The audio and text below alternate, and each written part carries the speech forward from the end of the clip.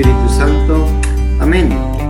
Tomado del Evangelio de San Lucas, capítulo 12, versículos 35 al 38.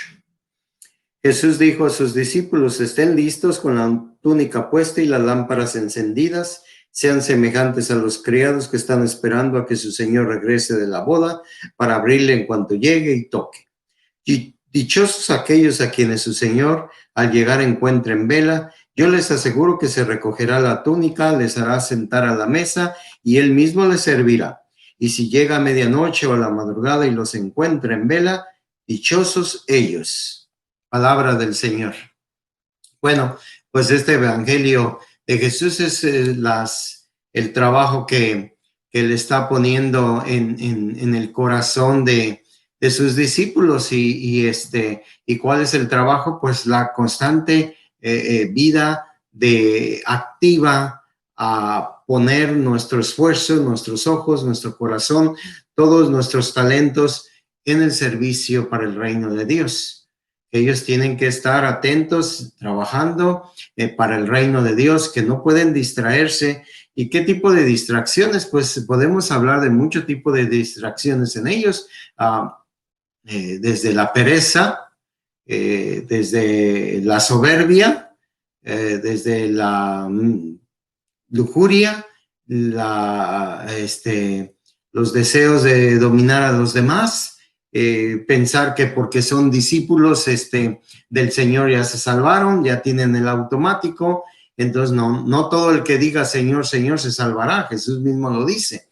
Entonces es una constante lucha por estar activos en el reino de Dios, ¿verdad? Trabajar siempre en el reino de Dios y luchar, obviamente, contra las acechanzas del demonio, contra este mundo, pero siempre enfocarnos más en las cosas buenas que hacemos, ¿verdad? Muchas veces, yo no sé si ustedes se dan cuenta o es parte, ha pasado en su vida con alguna persona conocida o en su propia vida, que cuando vivimos un pecado y nos enfocamos mucho en el pecado, en lo mal que hacemos, nos distraemos de que desgraciadamente, o la realidad de las cosas es de que al mismo tiempo que estás haciendo cosas buenas para los demás, cosas buenas para el reino de Dios, estás estancado, estás atrapado en otro pecado.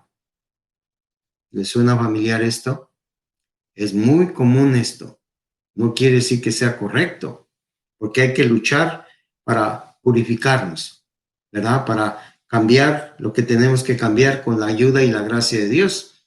Pero siempre es más importante enfocarte en las virtudes que tienes, en los dones que tienes, para que con ese crecimiento espiritual, con ese don que se está derramando en ti y está creciendo y se está fortaleciendo, se está iluminando, tú puedas luchar también con nuestro Señor para oprimir tus debilidades, tus pecados, ¿verdad? Y recordemos las palabras de Jesucristo cuando Pablo le dice que le quite el pecado, que lo agobia, la situación que lo agobia, el aguijón, dice Pablo. ¿Qué es realmente eso? No sabemos, pero lo que sí es cierto es algo importante, la respuesta de Jesús. Muchos de nosotros decimos siempre esto: Señor, cámbialo, Señor, sálvalo, Señor, sánalo, Señor, alivíalo, que no se muera, Señor, haz esto, haz lo otro, haz lo otro. Y Jesús le contesta a Pablo: te basta mi gracia. Y Jesús nos abre todo un horizonte que debemos de explorar con él. Su gracia es lo más importante que tú tienes que desear y buscar de nuestro Señor Jesucristo. Con la gracia tú te enfocas verdaderamente en el reino de Dios y no en el reino de la carne, en el reino de la perdición, en el reino de la no existencia de Dios, o en el reino del conformismo, en el reino de la mediocridad espiritual. No quiere decir, ni te estoy diciendo que está bien como vives, o más aún, que no lo tomes como ser hipócritas, como el problema que Jesús está atacando desde hace varias semanas con los fariseos y los maestros de la ley. Ahora les está hablando a sus discípulos y les está diciendo que tienen que estar activos en la conquista del reino de Dios. Hay que conquistar el reino de Dios. Es como tú la conquista de tener una casa, de comprar un coche, de tener un buen trabajo, o una conquista mejor, mantener una buena salud, mantener una buena relación con los demás.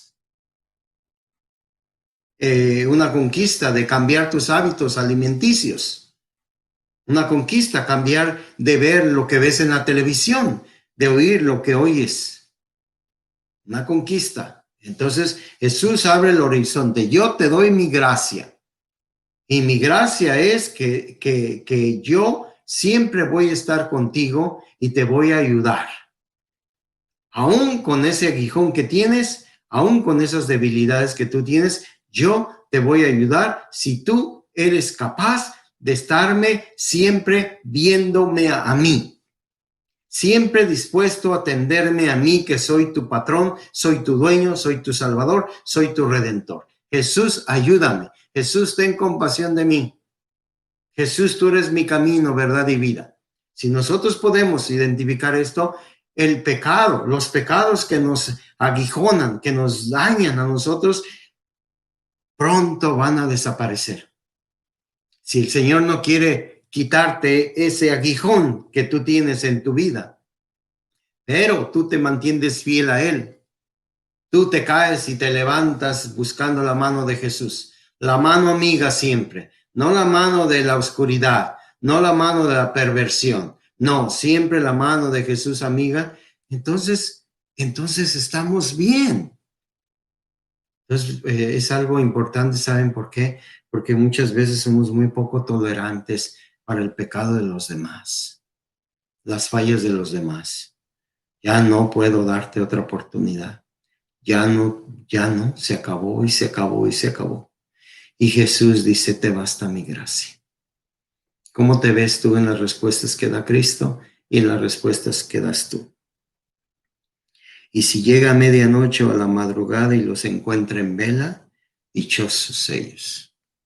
Entonces, vamos a pedirle al Señor que nos cuente entre los dichosos, que estemos en vela siempre ocupados en las cosas buenas del reino de Dios, que no nos encuentre en el pecado, que no nos encuentre dormidos y no haciendo nada por el reino de Dios. Esa es nuestra misión. Entonces, ¿qué podemos hacer nosotros, hombres y mujeres de oración? Y orar con nuestros hijos, ¿verdad? Orar con nuestros hijos y mostrarles buenos valores para que ellos vean que Jesús es nuestro Rey, es nuestro Salvador, es nuestro Señor. Y entonces nosotros seremos dichosos. ¿Por qué? Porque estamos esperando a que llegue el novio y nos lleve a vivir a la morada eterna. Que el Señor les bendiga, el Padre, el Hijo y el Espíritu Santo.